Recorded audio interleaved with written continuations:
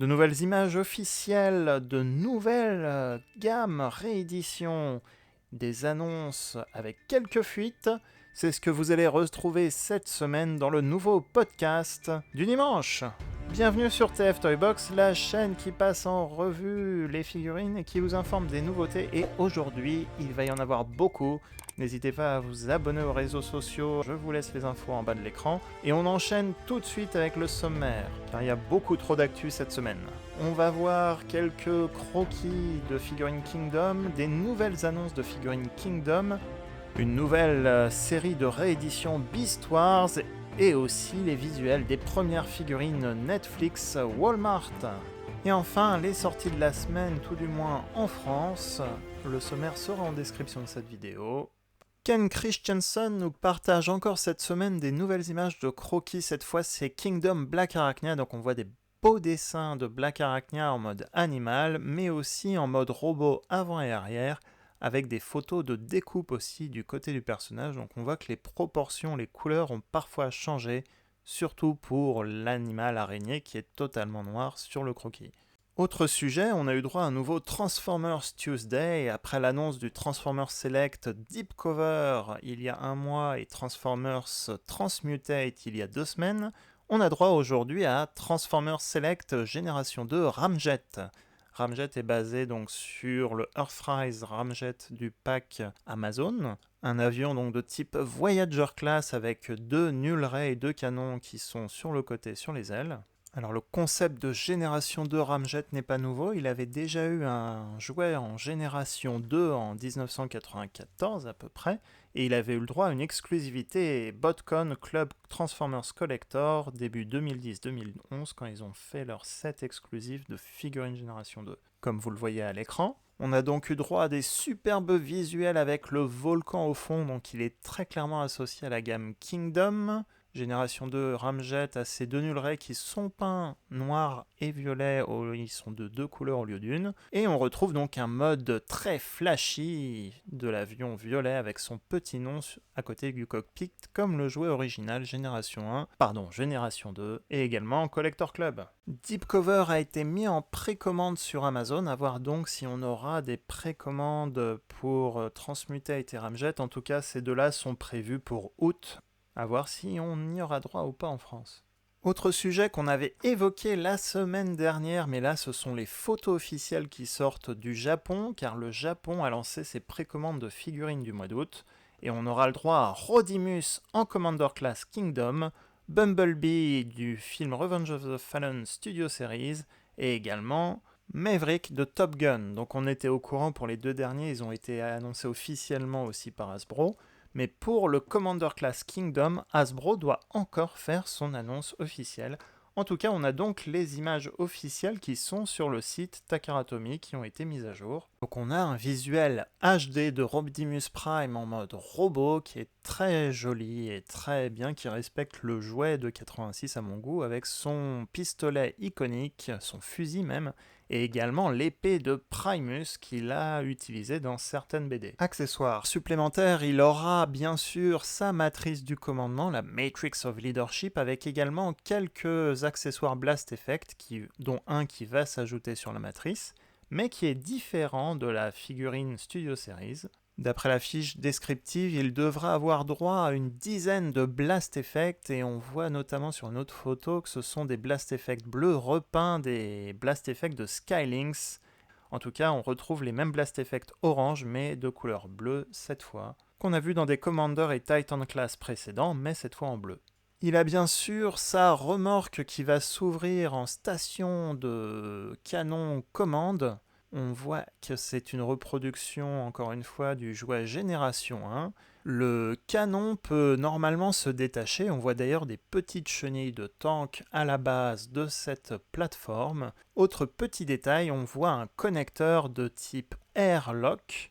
Tiens, j'ai un doute sur le nom du système. En tout cas, ce sont les connecteurs pour les modulators et plateformes Earthrise. On va pouvoir donc connecter cette plateforme à vos villes Micromasters et figurines Earthrise, comme Skylynx ou Ironworks, ou les Battle Masters comme Sound Barrier. On retrouve donc bel et bien notre mode véhicule-camion qui a l'air quand même massif, donc il ne sera pas à mon avis à l'échelle des autres figurines, il va être forcément plus grand vu que c'est un Commander Class. Ça ressemble au camion de l'époque, les couleurs rouge, orange, jaune super flashy sont respectées. On remarque que la partie avant du camion sort un peu plus ou un peu trop peut-être du camion, mais c'est tout simplement car il a une fonction supplémentaire. La partie avant, c'est-à-dire le robot, peut constituer une voiture indépendante. Cette voiture est totalement disproportionnée par rapport à la version Studio Series.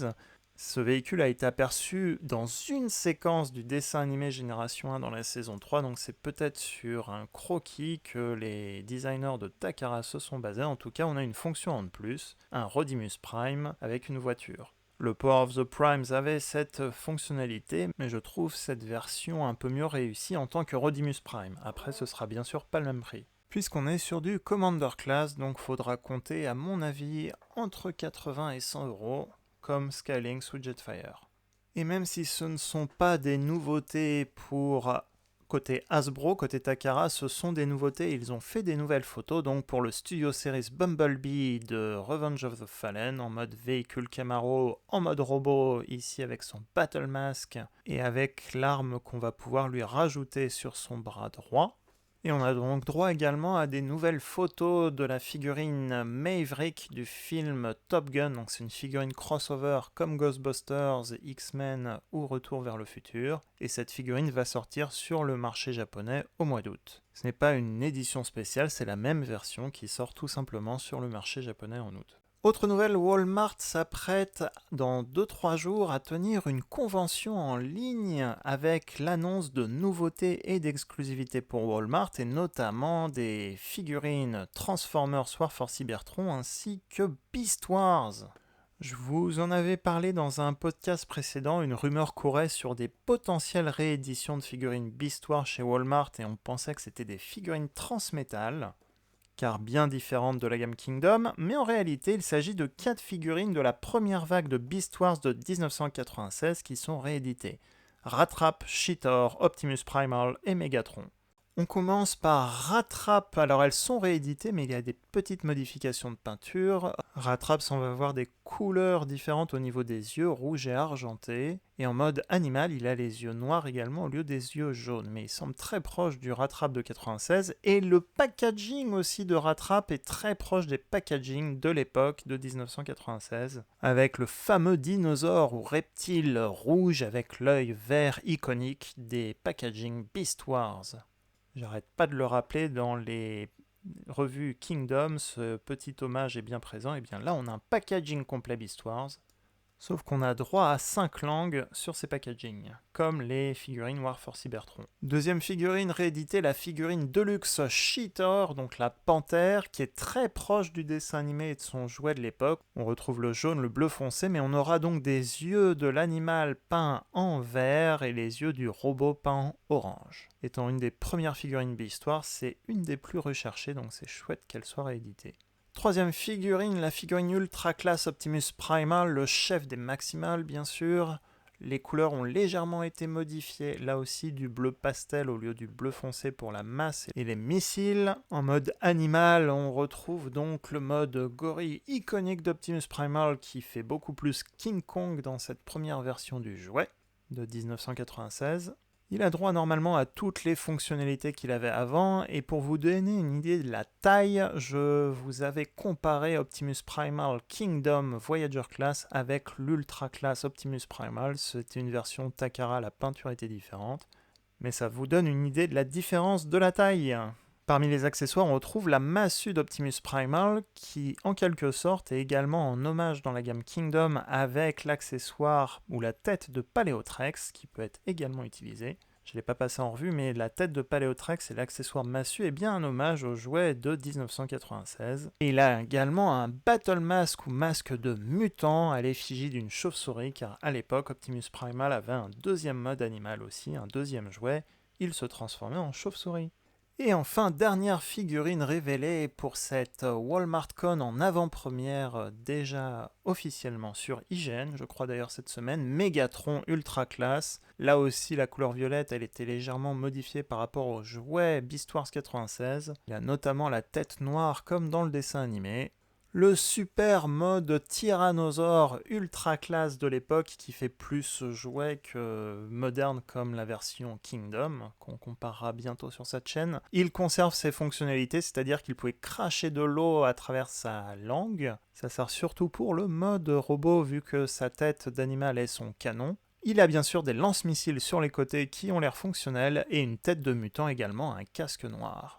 Et là aussi, le packaging reproduit le packaging de l'époque Beast Wars, sauf qu'il y a 5 langues au lieu de 1 ou 2 comme à l'époque, avec le super artwork de Megatron de l'époque, également au dos une fiche d'identité et la reproduction des catalogues de l'époque.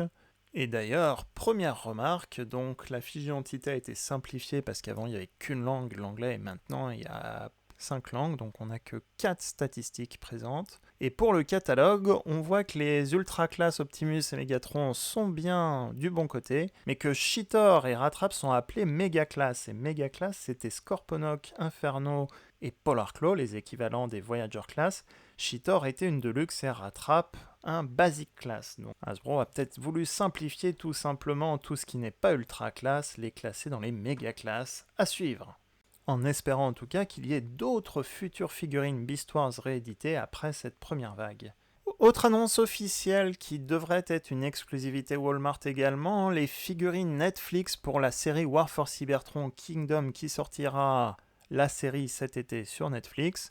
On a les 2 Voyager Class présentés dans ce communiqué de presse. D'abord Optimus Primal accompagné de Rattrap. Ce sont, comme la majorité des figurines Netflix Walmart, des repeints de figurines. Et donc là, on a un méga pack avec Voyager Class Optimus Primal et Rattrap. Alors en photo, j'ai pas l'impression qu'il y ait beaucoup de différences avec ceux vendus dans le commerce. Il y en a quelques-unes, notamment Rattrap a un museau plus blanc. Et les pieds d'Optimus Primal en mode robot sont peints en gris au lieu d'être peints en blanc. Après, je vous avoue qu'à regarder les photos, certaines photos, on croirait que c'est plus du Photoshop que le produit fini, donc attendons de voir à quoi ressemblera le produit fini. En tout cas, le petit fun fact du jour, c'est que Rattrap est présenté comme le commandant en seconde d'Optimus Primal. Donc Rattrap est commandant en seconde et maximal dans cet univers. Et dans chaque vague Voyager Netflix, on a eu droit à chaque fois 2 Voyagers, et donc le deuxième Voyager est un Sparkless Seeker. Il sera accompagné de Sparkless Caliburst et Sparkless Singe, qui sont les Target Masters et les Battle Masters. Ces 3 figurines étaient des figurines sièges, donc on a droit à des repeints tout simplement. C'est un repeint pour le Sparkless Seeker du Seeker de la gamme siège, donc le mode cybertronien de Starscream Skywarp ou les autres. Alors ce qui est intéressant, c'est que ce Seeker peut doubler à la fois 2 personnages qu'on a même vus et aperçus dans la série Siège. Tout d'abord, bien sûr, le Sparkless Seeker qu'on voit dans la série Siège. Les Sparkless sont des cybertroniens, entre guillemets, zombies qui n'ont plus de spark et qui ne vivent plus. On les voit dans les épisodes 5 et 6 de mémoire de la série Siège. Ces figurines représentent donc ces zombies qu'on voit à ce moment-là. Et en même temps, il y a souvent des Seekers que l'on voit dans la série qui sont vert foncé ou vert. Alors le vert plutôt vif ressemble plus à Acid Storm, qui est un Seeker qui a déjà eu une version dans la série Siège, une exclusivité Target. Mais cette exclusivité était plutôt rare, donc c'est aussi un bon moyen d'avoir un Acid Storm alternatif, un Seeker vert à ajouter à sa collection, qui a d'ailleurs plutôt des motifs militaires et des traces d'usure qu'on retrouvait sur les figurines sièges d'il y a 2 ans. Et voici peut-être une fuite que Hasbro ou Walmart ne voulaient pas encore annoncer avant 2 jours, mais ils sont bien là, ils ont été vus dans un magasin à New York ou New Jersey, je crois. La vague 3 Kingdom Netflix Deluxe a été révélée en étant tout simplement en vente en magasin. C'est la grosse news du week-end avant que j'enregistre tout simplement ce podcast. Pour l'instant, on n'a vu que 4 nouvelles figurines Deluxe et non 5 comme habituellement dans les vagues Netflix. mais on va retrouver des concepts plutôt sympas. 3 avaient déjà fuité par des prototypes, mais là on a vraiment les versions définitives, les non définitifs dans les packaging. Première Deluxe Decepticon, le Sparkless Bot, qui est une figurine zombie, donc qui va accompagner également le Seeker qu'on vient de voir. On les a vus techniquement dans les dessins animés Siège. Est-ce qu'ils vont être dans Kingdom? On ne sait pas, mais en tout cas ils sont bien présents dans la série Siège, avec donc 15 étapes de conversion, et c'est un repeint de Barricade, donc il a les lasers et les gyrophares de Barricade, et la tête aussi de Barricade. Deuxième figurine qui est issue du royaume Kingdom, le Maximal Cheetor. On avait déjà vu quelques visuels sur internet de cette version qui est plus proche du jouet de 1996 d'ailleurs, avec juste comme différence des couleurs, notamment du bleu métallique à la place du bleu pastel. Et également des yeux verts pour la tête de panthère comme dans le dessin animé, et d'ailleurs la réédition de Cheetor dans la gamme de réédition Beast Wars. Troisième figurine vue en magasin en tout cas, une figurine quintesson Decius Army Drone, une figurine repeinte de Siège Ironhide en noir et argent avec le logo quintesson sur le torse. Decius est bien le quintesson qu'on voit dans la série Earthrise, et sa garde rapprochée a été montrée déjà et présente pour le protéger pendant cet épisode. Un bon choix de la part d'Hasbro du coup, qui va permettre de mettre à disposition un Troop Builder qu'on voit dans le dessin animé, et ce Army Drone se transforme en 15 étapes de conversion. Et la bonne surprise, c'est de découvrir Autobot Deep Cover dans la gamme Netflix. Deep Cover est une figurine qui à la base est Génération Select, une voiture noire avec une tête bleue. On en parlera bientôt sur la chaîne, mais il a même un petit logo Police à l'avant de la voiture. Et la version Select reproduit la figurine EOB de l'époque. Et cette version Netflix inverse tout simplement les couleurs en étant une voiture bleue avec une tête noire comme Sideswipe. À l'avant du capot, il n'y aura pas le badge de police. Son corps est recouvert de dommages de guerre comme les figurines Siège et certaines figurines Netflix. Et d'ailleurs, on dirait que les dessins, les taches qu'il y a sur le corps sont bel et bien différentes des taches et usures de guerre des figurines Netflix Sideswipe et Red Alert respectivement. On a eu la chance de voir la vague 2 Deluxe Netflix dans certains Pickwick en France. On espère donc que Pickwick renouvellera l'expérience avec la série War for Cybertron Kingdom. Et enfin les sorties de la semaine, comme vous le savez déjà, la vague 2 Deluxe Kingdom semble apparaître en magasin et surtout dans les magasins King Jouet.